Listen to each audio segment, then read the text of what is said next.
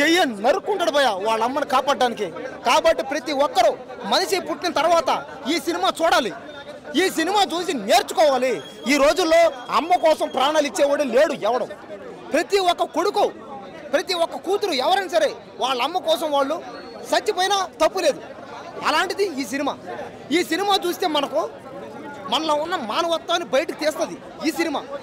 కాబట్టి సినిమా అనేది ఒక కళ. దయచేసి ఈ సినిమాను ఒక్కసారి చూడండి.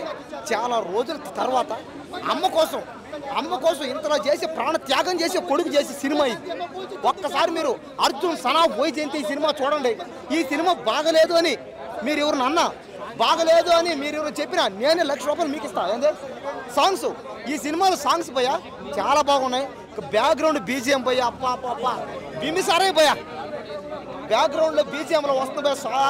ఆ బీజిఎం వస్తుంటే విజయశాంతి గారు ఎగిరి తంతా ఉంటే వాళ్ళని జిమ్నాస్టిక్లు చేస్తుంది.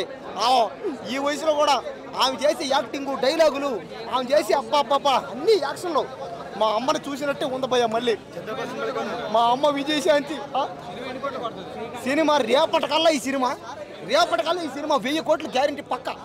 స్క్రీన్ ప్లే బాగుంది. వాళ్ళిద్దరు కళ్యాణ్ రాము విజయశాంతి గారి బాండింగ్ ఏదైతే బాగుందో, అంటే మదర్ అండ్ సన్ బాండింగ్, అది చాలా బాగా అనిపించింది సినిమాలో. వాళ్ళిద్దరికి కనెక్ట్ అవుతాం. మన తల్లితో మాట్లాడుతున్నట్టే మనకు అనిపిస్తుంటే ఒక ఫీలింగ్ అనేది వస్తుంది. సో తల్లి కోసం ఎంతైనా చేయగలిగాడు, ఎంతైనా చేసే కొడుకు. సో ఆ తల్లి నా కొడుకు నిజాయితీగా ఉండాలి అనుకునే తల్లి. సో ఇద్దరి మధ్యన బాండింగ్ అనేది చాలా బాగుంది.